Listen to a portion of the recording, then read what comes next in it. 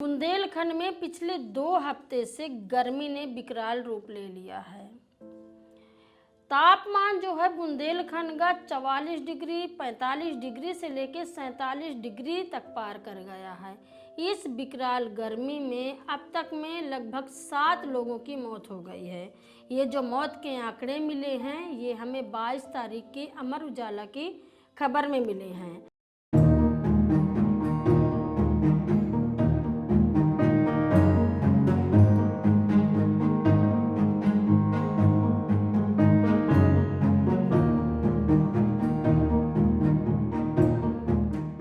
हालांकि उन आंकड़ों को लेकर के जब हम गाँव में पता लगाया, जो पता दिया गया है वहाँ से हमें वो खबरें मिली नहीं, वो लोग मिले नहीं हैं और लोग हमको झूठा बता दिए हैं। खैर, विकराल गर्मी तो है ही है, क्योंकि अभी जो 5वें चरण का जो लोकसभा का चुनाव हुआ है यूपी में, वहाँ पर पोलिंग बूथ के अंदर ड्यूटी कर रहे कर्मचारियों की मौतें हुई हैं।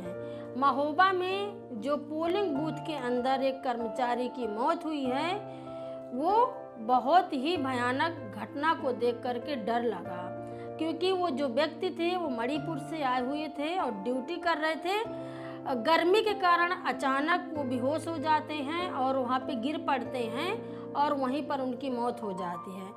इसी तरह से बांदा के तिंदवारी क्षेत्र के एक पोलिंग बूथ में लोकल के एक कर्मचारी ड्यूटी कर रहे थे, जहां पर उनकी गर्मी के कारण हालात खराब हो गए और वहां से उनको हॉस्पिटल में लाया गया, जहां पर उनको मृत घोषित कर दिया गया। इसी तरह से बहुत सारे कर्मचारी बीमार भी हुए हैं और उस दिन का पारा भी कहीं 44 डिग्री था, कहीं 45 डिग्री था। दोस्तों, इस तरह की जो विकराल गर्मी पड़ रही है, दोपहर में ऐसे लग रहा है कि मानो कोई चांटे मार रहा हो। इतना तेज धूप होती है, नीचे भूंभूर होती है और पूरा मार्केट में सन्नाटा रहता है, दुकानें बंद रहती है, लू के थपेड़े लगते हैं। जब हम बाहर निकलते हैं, फील्ड में निकलते हैं, तो ऐसे लगता है कि लगता है मौत हो जाएगी। अब इस तरह की विकराल जो गर्मी है ना, इस गर्मी में दुगना जो परेशानी बढ़ा रही है वो है बिजली और पानी। इस विकराल गर्मी में ना तो लोगों को भरपूर बिजली मिल रही है और ना ही पीने का पानी मिल रहा है। जैसे हम यूपी, एमपी, बिहार में काम करें, छत्तीसगढ़ में हमारा काम चलता है, जहाँ पर हमारे रिपोर्टर रिपोर्टिंग के लिए जाते हैं, वहाँ के ग्रामीण इलाके के लोग बूंद बूंद भर पानी के लिए तरस रहे हैं। मैं आपको अगर ले चलूँ तो खास करके बुंदेलखंड इलाका में जो शुरू से ही पानी की विकराल समस्या रही है, और गर्मी की ही बात नहीं, यहाँ तो ठंडियों में भी लोग पीने के पानी के लिए तरसते हैं। अभी हमारे रिपोर्टर गए थे फतेहगंज इलाके में, जो बांदा का सबसे बीहड़ इलाका है, गोबरी गुड़रामपुर इलाका फतेहगंज के क्षेत्र में पड़ता है। वहाँ पर हमारे लोगों ने गांव के लोगों को चोहड़े का पानी पीते हुए कैद किया। एक तरफ वहाँ जानवर पानी पी रहे हैं, तो दूसरी तरफ उसी गड्ढे में, उसी चोहड़े में गांव के आदिवासी पानी पी रहे हैं। जब हमारे रिपोर्टरों ने उनसे पूछा कि यहाँ पे आपको पीने का साफ पानी नहीं मिलता, तो लोगों ने कहा यहाँ पे पानी की कोई व्यवस्था नहीं है। इसके अलावा कई इलाके, कई गांव ऐसे भी हैं जहाँ चोहड़े का पानी भी नसीब नहीं है।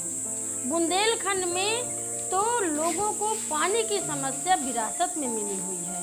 मैं हर बार गर्मी में पानी के मुद्दे पर बात करती हूँ, और दूसरी तरफ मैं देखती हूँ कि जो पानी की पूर्ति के लिए हमारी सरकार क्या कर रही है। तो अभी जो मौजूदा सरकार है राज्य में और केंद्र में, इन्होंने एक बहुत बड़ी योजना चलाया था, जल जीवन मिशन। घर घर नल पहुंचाने की बात हुई है। सारी जो सड़कें हैं उनको खोद करके वहाँ पे पाइपलाइन बिछा दी गई हैं, पाइपलाइन पड़ गई है। कई ग्रामीण इलाकों में वहाँ पर लोगों के घरों के सामने नल की टोटी भी पहुँच गई है। वो देख करके सीन को बहुत अच्छा लगता है, लेकिन दोस्तों पानी नहीं पहुँचा है, सिर्फ दिखावा हुआ है।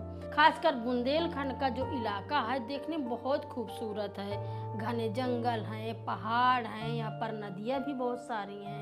खास करके अगर आप चित्रकूट में जाओगे तो आपको मंदाकिनी नदी मिलेगी, बांदा में आप आओगे तो आपको केन नदी मिलेगी, फिर अगर आप तिरहार क्षेत्र में जाओगे तो आपको यमुना नदी मिलेगी।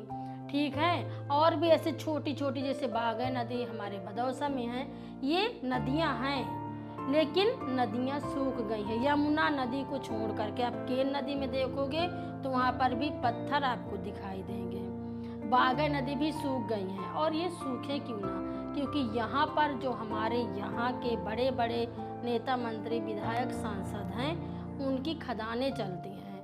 उन खदानों को बालू निकालने के लिए बीच से पानी रोका जाता है, तो नदियों का सीना भी चीरा गया है और उससे बालू निकाली गई है। ये भी एक वजह है कि लोगों को पानी नहीं मिल रहा है। दूसरी बात जो मैं बात कर रही थी बिजली की समस्या को लेके हमारे पास में बहुत शिकायतें आती हैं रिपोर्ट करने के लिए। और मैं एक शहरी इलाका में रहती हूँ, तो जब शहरी इलाका में 2-2, 3-3 घंटा बिजली नहीं रहती है तो ग्रामीण इलाकों के कितने बुरे हाल हैं ये आप खुद से अंदाज़ा लगा सकते हैं। कई गांव के एरिया हैं जहाँ पर 2-2, 3-3 दिन तक बिजली नहीं रहती है, 2-2, 3-3 घंटे तक बिजली काटी जाती है। और जब बिजली विभाग में बात करें, फ़ोन करें, तो वहाँ की कुछ अलग ही समस्या होती है।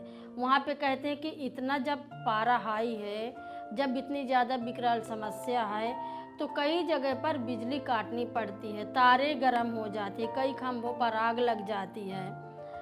तो मैं यहाँ पे, और हाँ एक और बात है कि बिजली तो भरपूर मात्रा में नहीं मिलती है, लेकिन लोगों के बिल बहुत हाई फाई आते हैं। कई जगहों पर, कई घरों में, मेरी एक सहेली ही है जो बता रही कि 1 महीने में उसका बिजली का बिल 22 रुपये आया है। 1 किलोवाट की बिजली कनेक्शन लगी है और सिर्फ पंखे चलते हैं, गीजर भी नहीं चलता है उनके घर में, और उसमें खाना भी नहीं बनता कि चलो भाई हीटर जलाते हों, लेकिन फिर भी इतना बिजली का बिल आता है। मेरे मोहल्ले में कितने लोग हैं जिनका बिजली का बिल इतना ज़्यादा था, 1000 से ऊपर ही जाता है। तो चलो अगर हम बिजली को यूज करते हैं तो बिजली का बिल आता है तो बनता है, लेकिन जब बिजली नहीं रहती, बिजली का उतना यूज नहीं रहता है, फिर भी बिजली का बिल विभाग इतना ज़्यादा भेजता है लेकिन बिजली देता नहीं है। हमारी सरकारें कहती हैं कि हम लोगों को पानी बिजली मुफ्त में देंगे, बिजली 24 घंटे देंगे, लेकिन ये वादे खोखले हैं। जैसे मैं हमेशा बोलती हूँ कि जाके पाँव न फटे बेमाई का जाने वो पीर पर आई। अभी इसका जीता जागता उदाहरण हमने अपने यहाँ पर लगी चुनावी जनसभाओं में देखा है। वहाँ पे पानी की व्यवस्था नहीं थी, लोग प्यासों मर गए हैं।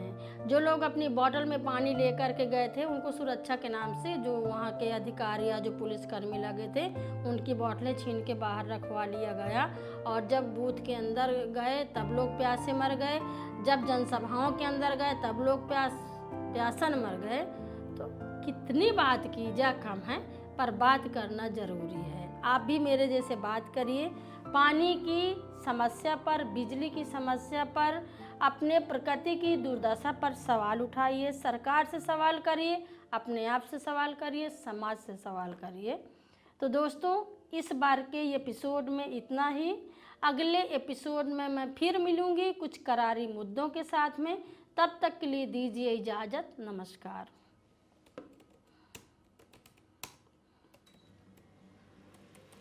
खबर लहरिया, आपकी खबर आपकी भाषा।